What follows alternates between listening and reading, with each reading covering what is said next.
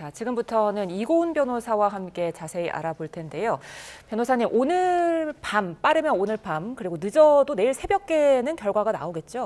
네, 그럴 것 같습니다. 그 전에 이제 이 예시들을 좀 살펴본다라고 하면 박근혜 전 대통령 때나 또 이재명 대표에 대한 이 구속영장 실질 심사에 대한 결과가 보통 5시간 뒤에 나왔던 경우가 많았습니다. 예. 물론 영장 실질 심사의 시간은 지금 현재 윤석열 대통령이 4시간 50분 정도를 실질 심사에 소요를 했는데 실질적으로 이재명 대표 같은 경우에는 2배 가까운 더 오랜 시간 동안 실질 심사를 시행을 했습니다. 그런데 결과가 나오는 데는 한 5시간 정도밖에 걸리지 않았거든요. 예. 그래서 그 예를 한번 우리 사안에 넣어본다, 적용해본다라고 하면 이르면 오늘 자정 무렵, 늦어도 내일 새벽까지는 아마 이 결과가 나오지 않을까 조심스럽게 추측이 되고요.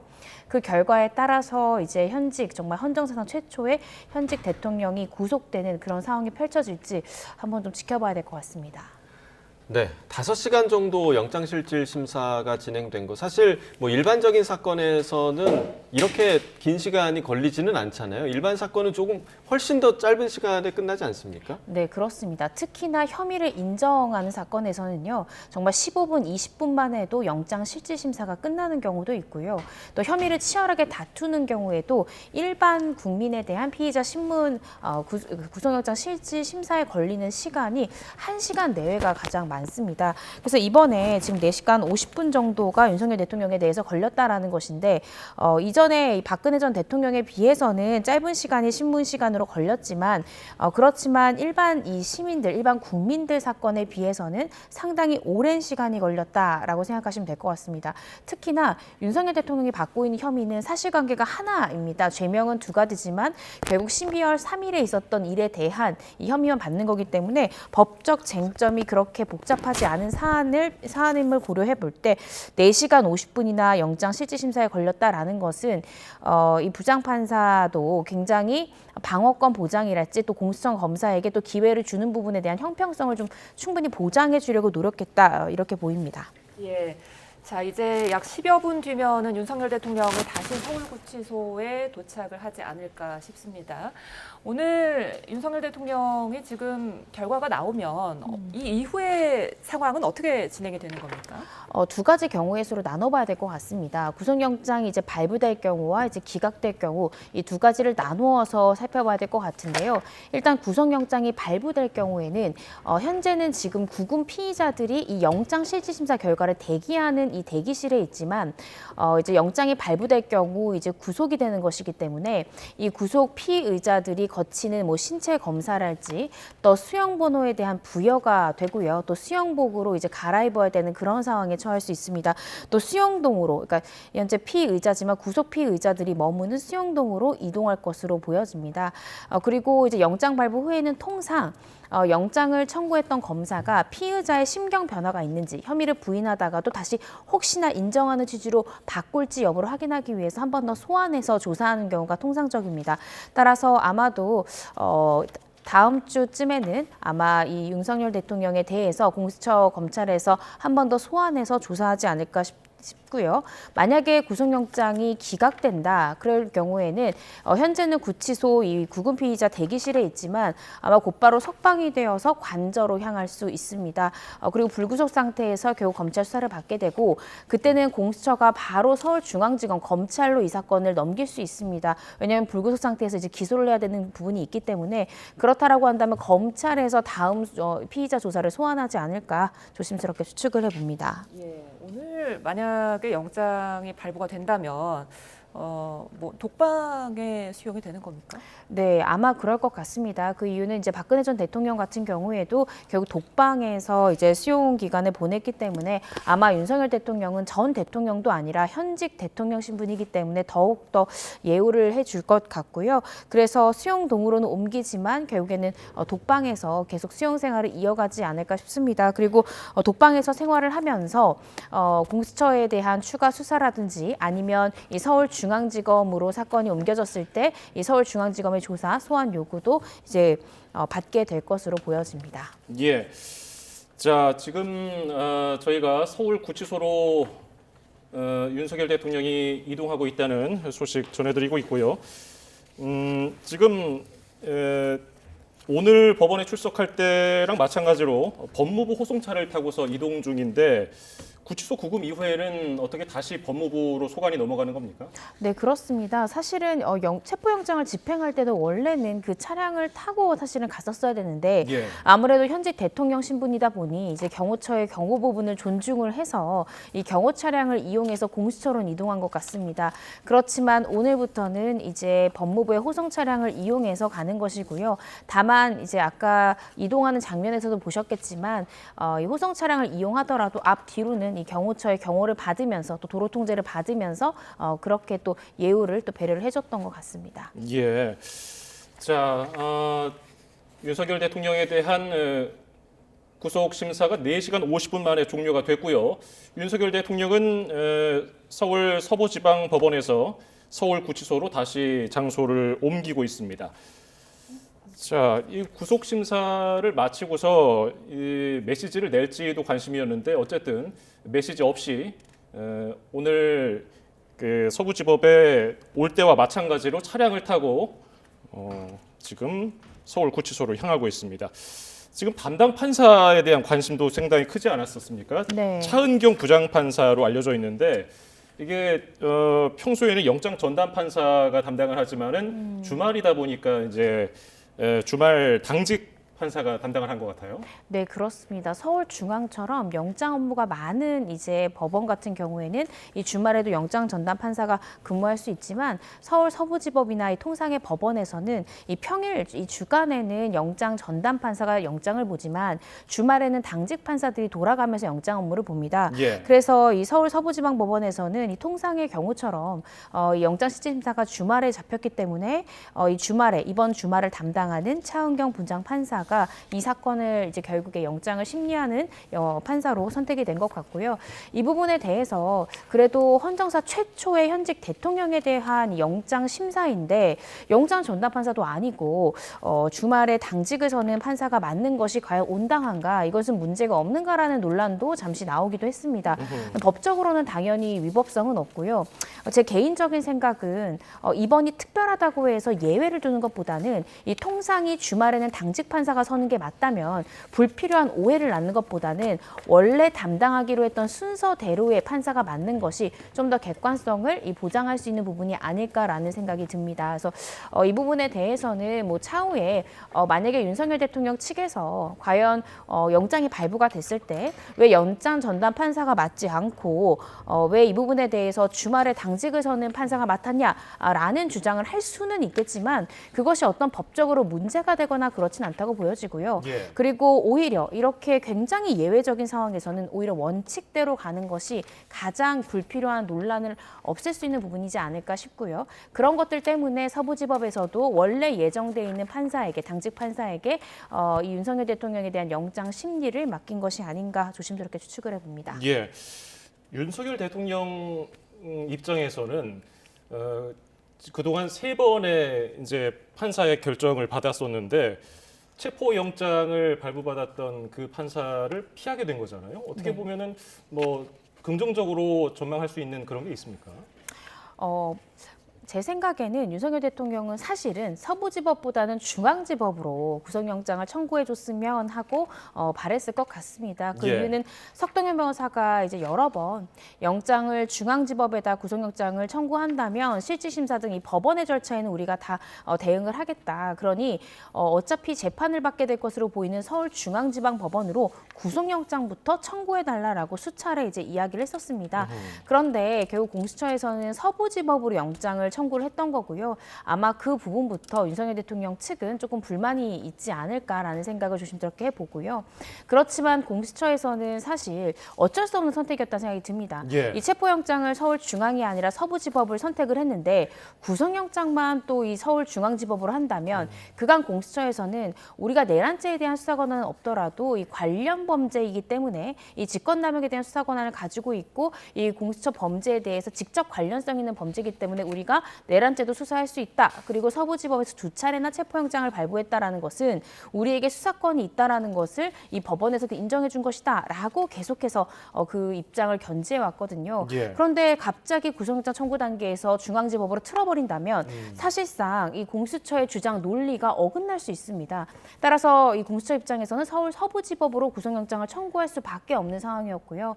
그래서 이 부분에 대해서 아마 윤석열 대통령도 고심을 했을 텐데 오늘 그럼에도 불구하고 구속영장 시심사에 출석한 부분은 아마 변호인의 설득이 되게 주요하지 않았을까 싶습니다. 왜냐하면 어제 아마 저녁만 하더라도 실질심사 출석 안 할 것이다 이런 예. 보도들이 네. 더 많이 나왔는데 오전에 변호인들의 접견이 있었습니다. 접견을 하고 나온 다음에 갑자기 윤석열 대통령 영장 실질심사 출석한다라는 보도들이 나왔습니다. 아마 변호인들이 이제 구치소에서 변호인 접견을 통해서 윤석열 대통령에게 현 시점에서 피해자 신분인 윤석열 대통령이 어떻게 행동하는 것이 이제 이 사건의 이 영장 기각을 위해서 더 유리한가에 대한 법률적 조언을 했을 것 같고요. 그래서 충분한 토론 끝에 윤석열 대통령도 변호인의 의견을 존중한 것이 아닌가라고 조심스럽게 추측을 해봅니다. 예, 보통 이제 구속 전 피의자 신문을 할 때 네. 피의자가 직접 심사에 참석해서 판사의 질문을 받고 답변하는 이런 과정이 좀 피의자로서는 유리합니까? 유리하고요. 대부분 다 출석을 합니다. 예. 그러니까 출석하지 않는 것은 어떤 정치인이랄까, 굉장히 아니면 굉장히 큰 기업의 총수랄까, 이런 경우를 제외하고는 저도 많은 사건을 변론하고 있지만 피의자 본인이 출석하지 않은 이제 영장 실질심사는 한 번도 없었습니다. 예. 그래서 보통은 피의자 본인이 출석을 하고 변호인도 함께 출석을 합니다. 물론 이렇게 변호인도 함께 가기 때문에 대부분의 발언은 변호인이 하게 되고 이 피의자가 스스로 답변하는 시간은 변호인이 말하는 시간 대비해서 한 10%에서 20%밖에 되지 않는데 윤석열 대통령 같은 경우에는 변호인이 70분의 PPT를 했는데 윤석열 대통령이 40분을 이야기하고 최종 발언으로 5분, 45분이나 할애했다는 것은 사실은 피의자 본인이 굉장히 발언을 많이 한 것에 해당이 된다라고 보여지고요. 그만큼 현재 대통령이지만 또 이제 검사 생활을 굉장히 오래 했기 때문에 본인으로서도 법적으로 굉장히 정통하지 않습니까? 그래서 이 부분에 대해서 내란죄가 소명이 안 된다는 것, 이 부분이 정당한 통치행위였다는 것, 그리고 구속사유가 없었다는 것을 본인이 좀 더 효과적으로 재판부에게 호소하고자 직접 발언을 또 장시간 이어갔던 것이 아닌가 싶습니다. 예. 자, 지금 이 시각 서울구치소 앞 모습 보여드리고 있습니다. 경찰이 도열해서 혹시 모를 상황에 대비를 하고 있고요. 이제 조금 뒤면은 윤석열 대통령을 태운 법무부 호송차가 이곳 서울구치소 앞에 도착할 것으로 보입니다. 자, 지금 저녁 시간이고요. 또 교통 통제를 하면서 이동했기 때문에 조금 있으면 곧 이 시각 서울구치소 앞 모습 보여드리고 있는 것처럼 이곳에 모습을 드러낼 것으로 보입니다. 네. 조금 오늘 낮 서울구치소에서 서울 서부지법으로 이동할 때는 약 30분 정도 걸려서 이동을 했는데요. 잠시 후 도착할 것으로 보입니다. 예, 지금 네. 모습을 드러냈군요. 네, 교통 통제하에 호송 차량 그리고 다수의 경호처 차량 호위를 받으면서 서울구치소, 경기 의왕시의 서울구치소로 도착하고 있는 모습 보고 계십니다. 예, 이렇게 구속 전 피의자 신문을 마치고 다시 구치소에서 대기를 하게 되는 거죠. 그럼 언제까지 대기를 합니까? 영장 결과가 나올 때까지 대기를 한다라고 생각하시면 될 것 같습니다. 영장의 결과가 기각일 경우에는 곧바로 이 석방이 되게 되고요. 아마 대통령 관저로 향할 것 같습니다. 그런데 구속영장이 발부된다고 하면 현재 지금 윤석열 대통령이 머물고 있는 구금 피의자 대기실이 아니라 수용동, 이 구속된 피의자들이 수용하고 있는 수용동으로 건물을 옮기게 되고요. 예. 아마 수용동에도 혹시 구속영장 발부를 대비해서 독방을 마련해두고 있지 않을까 싶습니다. 그곳으로 이제 옮기게 되고 옮기는 과정 중에 신체 검사랄지 또 여러 가지에 대한 이 수용 피해자들이 거쳐야 하는 절차들을 거칠 네. 것으로 보여지고요. 현재까지는 사복을 입고 있다라고 전해지고 있는데 이제 구속영장 발부되면 수형복으로 이제 갈아입게 되고요. 네. 또 자신의 수용번호. 자신의 수용번호가 이제 부여가 됩니다. 그래서 수용번호가 좌측 가슴 부분에 이제 새겨진 수용복을 받게 되고 그 복장으로 갈아입게 됩니다. 이런 경우에는 이제 수용자의 그 얼굴 사진, 이른바 머그샷이라고 하는데 그런 사진까지도 촬영하게 되는 거죠? 네, 그렇습니다. 머그샷도 찍게 되고요. 또 굉장히 신체에 대한 검사, 이런 부분들까지도 아마 통상의 피의자들과 동일하게 거치지 않을까 싶습니다. 예, 윤석열 대통령이 조금 전에 서울구치소에 도착했다는 소식이 들어왔습니다. 지금 실시간 영상을 통해서 보셨습니다마는 윤석열 대통령을 태운 호송차와 그 행렬이 지금 서울구치소 정문을 통과했고요. 주변에는 윤석열 대통령을 지지하는 지지자들이 태극기를 들고 흔들면서 윤석열 대통령을 이름을 외치기도 했고요. 네. 경찰은 여기서 질서 유지를 위해 함께 좀 뭉쳐져 있는 모습이군요. 예. 자, 지금 서울구치소로 들어갔으니까 이제 말씀해주신 대로 오늘 법원에서 구속영장 발부를 할지 말지 결과를 기다리게 될 텐데 네. 앞서서 이르면은, 그 4시간 50분이나 구속 전 피의자 신문을 했어요. 보통 이 정도면 상당히 긴 축에 속하는 거 아닙니까? 네, 그렇습니다. 아까 말씀드렸듯이 일반 피의자들 같은 경우에는 뭐 혐의를 인정하는 사건 같은 경우에는 정말 20분 내외로 간단하게 끝나고요. 예. 제가 경험했던 가장 짧았던 이 영장 실질 심사는 5분 안에 끝난 경우도 심지어 있었습니다. 왜냐하면 보통은 이 영장 실질 심사 전에 변호인들이 의견서로 어떠한 사유로 영장이 기각돼야 됨을 이미 제출을 하고요. 그 부분에 대해서 서면을 기본으로 하여서 이제 변론을 하기 때문에 다툼의 여지가 없는 사건은 굉장히 간단히 끝납니다. 그렇다 손 치더라도 이 혐의를 부인하는 사건도요. 그렇게 일반인들 같은 경우에 오래 걸리지 않습니다. 1시간 내외 정도 걸린다라고 하면 굉장히 오래 걸렸다라고 평하거든요. 그런데 윤석열 대통령에 대해서는 4시간 50분이나 걸렸다라는 것은 그래도 상당 시간이 걸렸던 것으로 보여지고요. 하지만 이 전직 대통령 사례에 비추어 보면 그래도 비교적 이 신문 시간이 짧게 걸렸다 또 이렇게 평가할 수도 있습니다. 네. 이 박근혜 전 대통령 같은 경우에 8시간 40분이 걸렸고요. 네. 실제로 이때도 박근혜 전 대통령 출석을 했습니다. 그리고 자신의 부친이 박정희 대통령 때부터의 여러 가지 심경들을 직접 출석해서 진술하기도 했다라는 이제 보도 내용이 나오기도 했는데요. 또 이 서훈 전 이 청와대 국가안보실장 같은 경우에는 역대 최장 시간이 신문 시간으로 걸렸는데 10시간 6분이 걸렸습니다. 그랬군요. 네. 그런데 이 두 가지 케이스 모두 이번 윤석열 대통령에 대한 케이스보다도 훨씬 더 영장의 신문의 시간이 길었지만 영장의 결과가 나오는데 5시간밖에 걸리지 않았습니다. 네. 오히려 이 신문 기간이 길면 판사는 그 신문 시간 중에 자신이 어느 정도의 설지를 좀 확신하게 되는 부분이 없잖아 네. 있습니다. 그래서 아마 이 실제로 결정까지 걸리는 시간이 짧았지 않나라는 생각이 들긴 하는데요. 그런데 이번 사건 같은 경우에 윤석열 대통령 사건 같은 경우에는 아무래도 헌정사 최초로 현직 대통령에 대한 이 영장 실질 심사이기 때문에 이 차은경 부장판사도 굉장히 또 부담감을 느끼지 않을까라는 생각이 들기도 하고요. 그리고 영장을 공수처검사들이 청구할 때 그 해당 기록을 법원에 접수하는, 그러니까 차량에서 그 기록 박스를 그 법원으로 옮기는 장면들도 보도가 됐었는데 네. 그 박스의 양이 상당했거든요. 예. 그래서 그 기록들을 또 일일이 이제 차 부장판사가 다 검토를 해야 되기 때문에 네. 아마 꽤나 또 많은 시간이 걸리지 않을까 조심스럽게 추측을 해보고 아마 내일 새벽 중에 나올 가능성이 좀 크지 않을까 싶습니다. 그리고 이 사건 같은 경우에 굉장히 쟁점은 사실은 간단합니다. 네. 이전에 이제 있었던 다른 대통령, 전 대통령의 사건이나 전 정치인에 대한 사건들 같은 경우에는 죄명이 정말 수개인데다가 쟁점들이 여러 개인 반면에 윤석열 대통령 같은 경우에는 12월 3일 이 비상계엄과 관련된 사건이고 죄명만 이제 2가지로 지금 적용이 되어 있는 건데요. 네. 사실관계에 대한 쟁점은 또 비교적 간단한 편이기 때문에 아무래도 내일 새벽 중에는 그래도 그 영장에 대한 결과가 나오지 않을까 추측을 해봅니다. 예, 말씀하신 대로 이 사실 사안이 복잡한 건 아니라고 지금 알려져 있지 않습니까? 물론 공수처가 제출한 구속영장 청구서가 한 150여 쪽. 네. 어제도 저녁에 그 공수처 관계자들이 서울 서부지법에 관련 서류를 옮길 때 뭐 상자가 상당히 많았어요. 네, 그 네. 손수레를 이용해서 상자 뭐 여러 개를 가득 문서를 담아서 옮기기도 했는데 윤석열 대통령 측 변호인 윤곽근 변호사는 비상계엄의 정당성 또 내란죄의 불성립 이거를 직접 설명할 거라고 말을 했거든요. 이런 것들이 오늘 심사에서 판사에게 어느 정도 뭐 영향을 줄까? 그러니까 판단을 내리는데 어느 정도 좀 영향을 줄 것인가 어떻게 전망하십니까?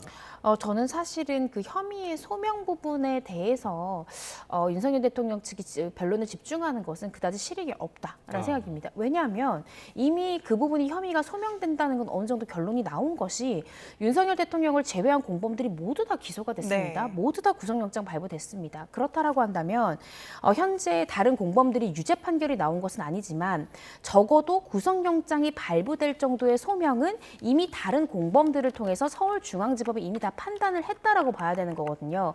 그렇다라고 한다면 예를 들어서 주어진 시간이 1시간이다라고 한다면 변론을 집중해야 되는 부분은 이 혐의 소명이 아니라 구속의 필요성이 없다라는 것을 좀 더 강조해야 이 영장 기각의 가능성이 더 높아지지 않나라고는 네. 저는 법조인으로서 의견을 좀 보태고요. 네. 특히 다른 공범들과의 차이점, 네. 현직 대통령이다라는 점을 강조하면서 다른 공범들이 우두머리의 밑에 있는 중요 임무 종사자임에도 불구하고 구속이 됐지만 어찌됐든 수개 혐의를 받고 있긴 하지만 현직 대통령 신분이고 또 헌재의 지금 심판까지도 받고 있는 상황이기 때문에 지금 수사받고 재판받는 1심 재판을 받는 데까지 굳이 구속수사, 구속재판을 1심 단계에서 받게 할 필요가 있느냐. 네. 이 부분이 다른 주요 공범보다는 방어의 필요성이 더 크지 않느냐라고 주장하는 것이 저는 더 설득력 있는 주장이지 않을까라는 생각이 드는데요.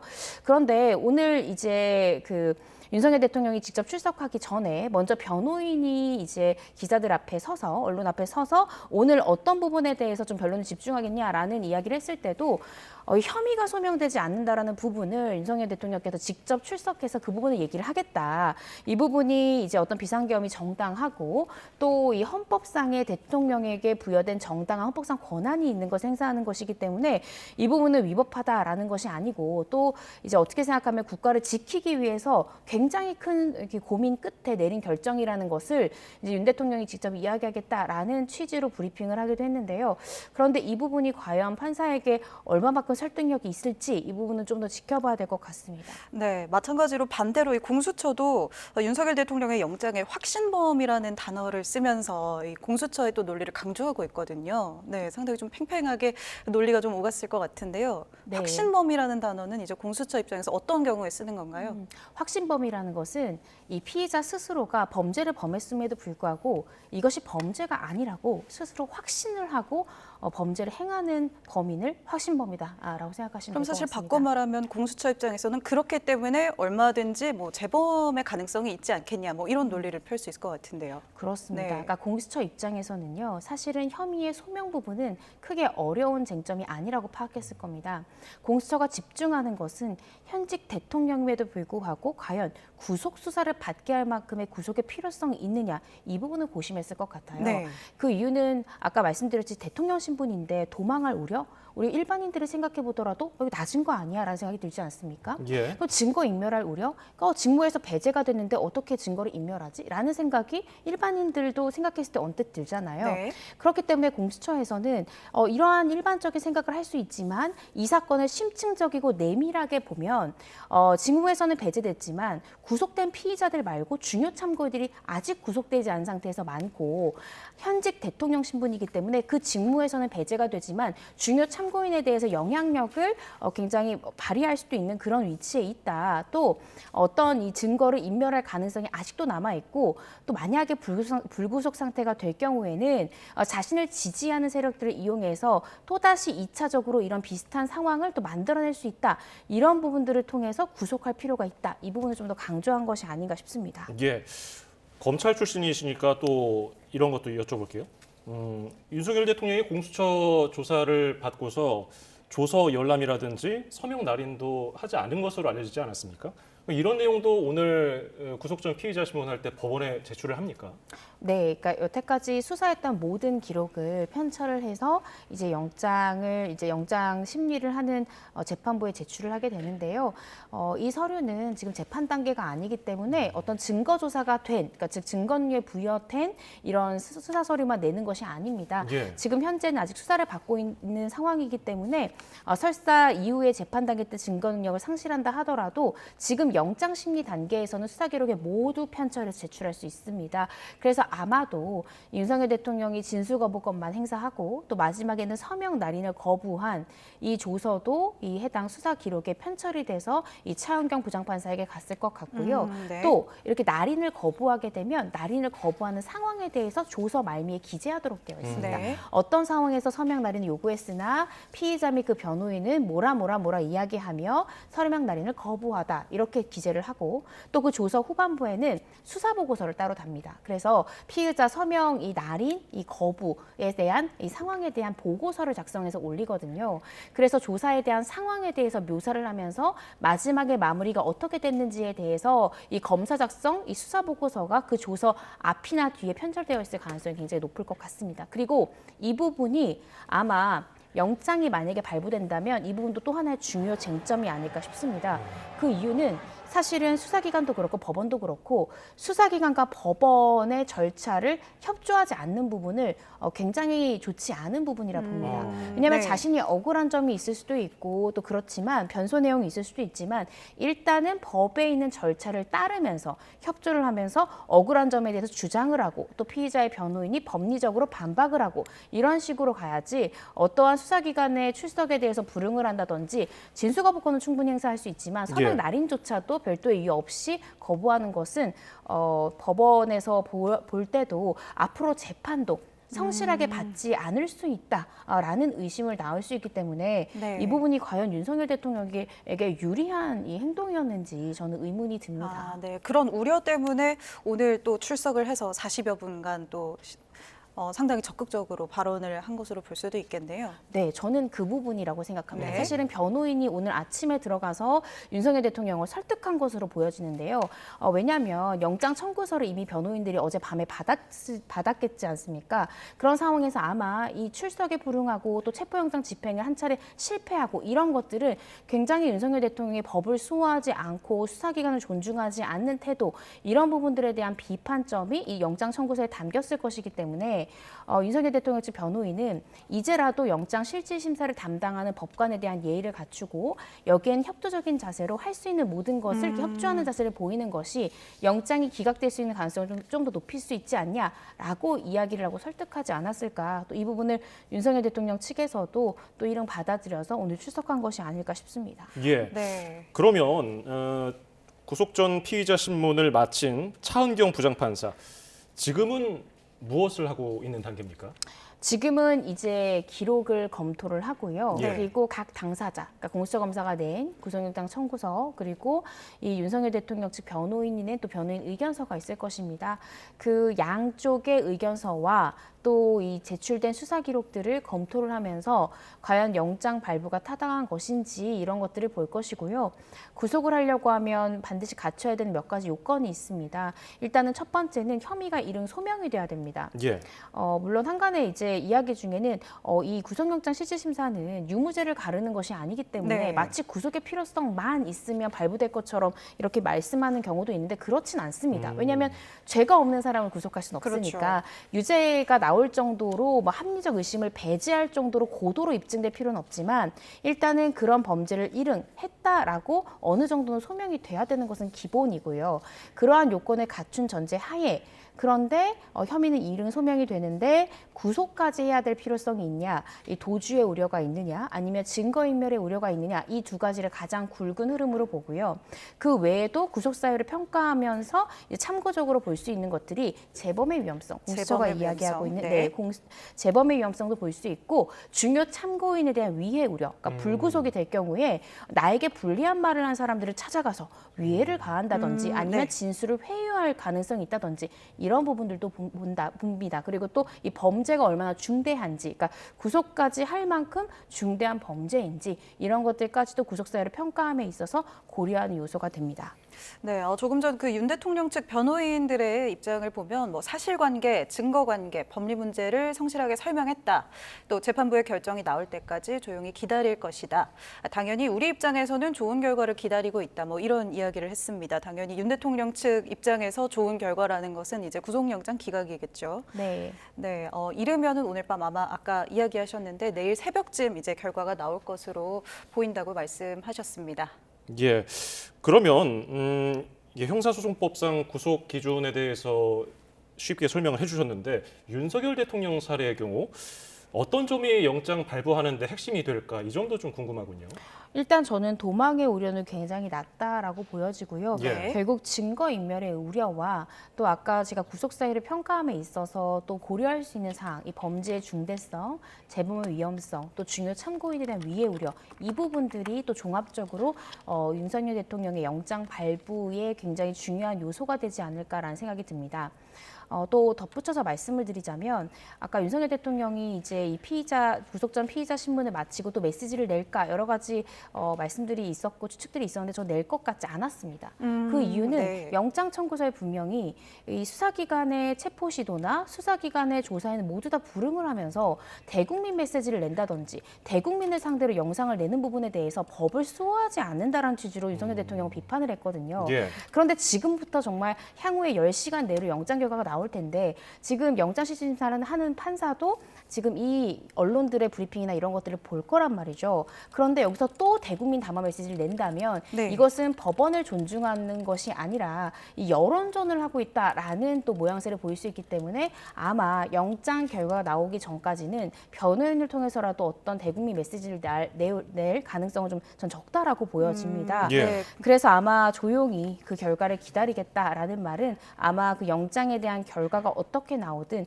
그 결과에 따른 메시지를 내놓지 않을까라는 생각이 들고요. 네. 이번 영장 발부에서는 결국 핵심은 증거인멸의 우려가 있느냐, 또 그 외 보충적 구속 사유인 이 범죄의 중대성, 재범의 위험성, 또 중요 참고인에 대한 이 위해 우려, 이 부분이 있을 수 있습니다. 그래서 많은 분들이 증거인멸의 우려가 만약에 쟁점이 되려면 네. 현직 대통령이지만 직무에 참여를 해야만, 직무에 임해야만 증거를 없앨 수 있는 것이 아니냐라고 생각하실 수 있는데요. 그런데 이 관저로 돌아가게 되면 여러 가지 CCTV랄지 그간의 여러 가지 기록들이 있습니다. 그리고 그것에 접근할 수 있는 권한들이 있고 또 자신의 부하 직원을 통해서 그 부분에 대한 또 인멸이나 여러 가지를 시도할 수도 있기 때문에 그 부분이 직무가 배제됐다고 해서 증거를 인멸할 우려가 전혀 없다라고 판단할 수가 없는 부분이 있고요. 또 한 가지의 부분은 증거라 함은 이 물적 증거, 어떤 서류나 이런 것들만 증거가 아니라 예. 인적 증거라고 해서 이 참고인들의 진술, 공범들의 진술 이런 것들이 모두 다 증거입니다. 따라서 현재 구속되지 않은 중요 참고인들에게 추가적으로 접근을 해서 윤석열 대통령에게 유리한 진술을 또 끌어내려고 이 진술을 회유하려고 하는 시도가 있을 수 있거든요. 어떤 부분에서 이런 가능성이 있다라고 보여지냐면 제 판단에는 이 김용현 전 국방장관에 대해서 최근에 그 포고령을 이 김용현 전 장관이 잘못 베껴 쓴 것이다 라면서 그 책임을 김용현 전 장관에게 떠넘기는 듯한 이 메시지를 내놓은 적이 있습니다. 예. 그러자 이 김용현 전 장관은 그게 아니다라면서 바로 즉각 반발했죠. 근데 이러한 메시지나 이러한 진술, 그러니까 사실관계와 다르게 자꾸만 이렇게 중요 참고인이나 중요 공범에 대해서 이 대통령이 져야 하는 책임을 다른 사람에게 타인에게 떠넘기려고 시도하는 것들도 인적 증거를 인멸하려 하는 인적 진술을 회유하려고 하는 시도라고 볼 수도 있기 때문에 네. 이런 부분들을 저는 봤을 때 증거인멸의 우려가 또 하나의 쟁점이 되지 않을까, 중요 쟁점이 될 것으로 저는 보여집니다. 예. 네, 또 직무에서는 사실 배제됐지만 윤석열 대통령은 그동안 뭐 비상계엄 사태 이후에 대국민 담화를 발표하기도 하고 또 자필 편지 등 지지자들을 독려하는 활동들을 좀 많이 했는데 이 부분도 영향력이 여전히 크다고 볼 수 있지 않을까요? 네, 영향력은 크지만요. 네. 그 영향력이라면 이제 윤석열 대통령을 더 응원해주고 또 여당을 지지해달라는 것이지 사건 당일의 증거와는 좀 무관할 수 있습니다. 네. 그렇기 때문에 제가 생각할 때는 영장 전담 판사는 그 증거인멸이나 또 혹은 인적 증거 회유에 있어서는 그 사건 당일에 입증할 수 있는 진술을 할 수 있는 사람들에 대해서 어떤 제3자를 통해서 접근을 한다든지 아니면 윤석열 대통령이 아직 현직 대통령 신분이기 때문에 사실 가지고 있는 권한이나 영향력이 아직 많습니다. 그래서 이런 것들이 이제 중요 참고인들의 진술을 혹시나 희석시키거나 바꿀 수 있지 않을까라는 부분들을 한번 엄중하게 볼 것 같습니다. 예. 윤석열 대통령 측은 꾸준히 공수처의 권한에 대해서도 지적하면서 또 영장 관할권에 대해서도 문제 지적을 해왔는데 구속심사에서도 이런 부분을 주장을 했으면은 이것이 어떻게 판사의 그 결정을 내리는데 영향을 줄까? 이 점도 좀 궁금하군요. 주장을 했을 것 같습니다. 그 이유는 오늘 오전에 석동현 변호사가 오늘 영장 실질 심사에 대해서 이제 어떤 이야기를 할 것이냐라고 이제 얘기를 했을 때 왜 윤석열 대통령보다 좀 더 먼저 석동현 변호사가 출석을 해서 언론과 이제 인터뷰를 했었을 때 이야기했던 것이 바로 법원 스스로 바로잡을 기회를 주겠다고 했습니다. 이 관할에 대한 문제가 분명히 있고 이것은 내란죄에 해당하지 않는데 또 수사권이 없는데 그러한 수사권이 없는 수사기관이 청구한 영장을 발부했기 때문에 이런 부분들이 굉장히 잘못됐고 이런 부분이 법원 스스로 좀 바로잡는 그런 기회가 됐으면 좋겠다라고 이야기한 바 있습니다. 이 말로 미루어 봤을 때 네. 분명히 이 법리적 주장을 할 때 해당 수사기관, 이제 공수처에서는 내란죄 수사 권한이 없다라는 점을 당연히 강조했을 것 같고요. 네. 그 과정에서 서부지법이 아니라 서울중앙지방법원이 전속 권한을 가지고 있는데 서부지법으로 이렇게 체포영장을 발부받았던 것부터 위법하기 때문에 위법하게 발부된 영장으로 시작된 이 수사는 전부 다 위법하다라고 주장할 수 있거든요. 그래서 그런 부분들에 대한 주장을 했을 것 같고요.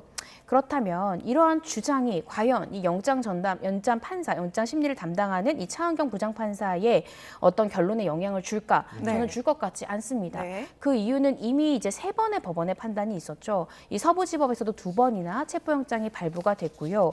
또 심지어 체포 적부심 청구라는 일반적으로는 잘 하지 않는 이 청구까지 했음에도 불구하고 법원을 달리해서 이 서울중앙지방법원 윤석열 대통령이 원했던 이 서울중앙지방법원에서도 판단을 받았는데 여기에서도 체포는 적법했다라고 판단이 나왔기 때문에 관할권이 좀 문제가 있다, 뭐 수사권이 없다 이러한 주장들은 했을 것으로 보여지지만 이것이 오늘 구속영장 이 발부 여부를 결정하는 데에 어떤 중요한 요인으로 판단할 것 같지는 않다라는 것이 제 개인적 의견입니다. 예. 어쨌든 공수처는 수사를 했지만 대통령에 대한 기소 권한은 검찰에게 있습니다. 네. 그렇기 때문에 어쨌든 만약에 구속이 된다면은 공수처와 검찰이 또 날짜를 나눠가면서 조사를 하고 마지막에 기소 직전에는 또 검찰이 윤석열 대통령 조사를 하게 될 텐데 그때는 중앙지법에다가 기소를 하게 됩니까? 저는 그렇게 될 가능성이 높다라고 보여집니다. 예. 아까 구속영장까지는 예를 들어 발부가 된다면 서부지방법원에서 구속영장은 발부가 되겠지만 기소는 결국 서울중앙지방법원에 기소를 할 수밖에 없다라고 보여지는 네. 것이 기소권은 결국 검찰이 가지고 있습니다. 검찰 중에서도 아마 서울중앙지검에서 윤석열 대통령을 기소할 것으로 보여지는데요. 검찰처법 제5조를 보시면 이 소속 검찰청의 검사들은 대응하는 법원의 사무만 할 수 있습니다. 그 말인즉슨 서울중앙지검에 소속된 검사는 대응하는 법원, 서울중앙지방법원의 공판 업무를 수행할 수 있습니다. 따라서 서울중앙지검으로 넘어가서 기소를 서울중앙지검 검사가 할 경우에는 이 공판, 이 공소유지 업무도 서울중앙지방법원에 대해서 할 수 있기 때문에 결과적으로는 기소만큼은 서울중앙지방법원이 되지 않을까라는 생각이 들고요. 그렇다면 이렇게 할 경우에 법적으로 문제가 없느냐 이 부분을 또 살펴본다면 예. 공수처법과 또 형사소송법 그리고 검찰청법까지 통틀어서 쭉 검토해 봤을 때는 법적으로는 하자는 없다라는 생각이 듭니다. 그렇지만 굉장히 이례적이죠. 보통은 영장을 발부받은 법원에서 재판을 하고 이것이 어떻게 생각하면 통상적인데 이것은 여러 가지로 조금 이례적인 케이스긴 하지만 법적으로는 문제가 되지 않는다라고 저는 개인적으로 생각을 합니다. 그리고 서울중앙지방법원에서 재판을 하는 것이 맞습니다. 그 이유는 네. 지금 모든 공범들이 서울중앙지방법원에서 재판을 하고 있는데 그 공범들의 가장 우두머리 혐의를 받는 윤석열 대통령만 떼어서 서부지방법원에 재판을 한다면 그러면 같은 증인을 이 2개의 법원에서 이중으로 불러서 신문을 해야 되고요. 그리고 2개의 법원이 다른 결론도 낼 수가 없습니다. 따라서 결과적으로는 한 사건이기 때문에 서울중앙법원에서 함께 심리하는 것이 또 맞다라는 생각이 들기도 합니다. 네, 답변 듣고 왔습니다.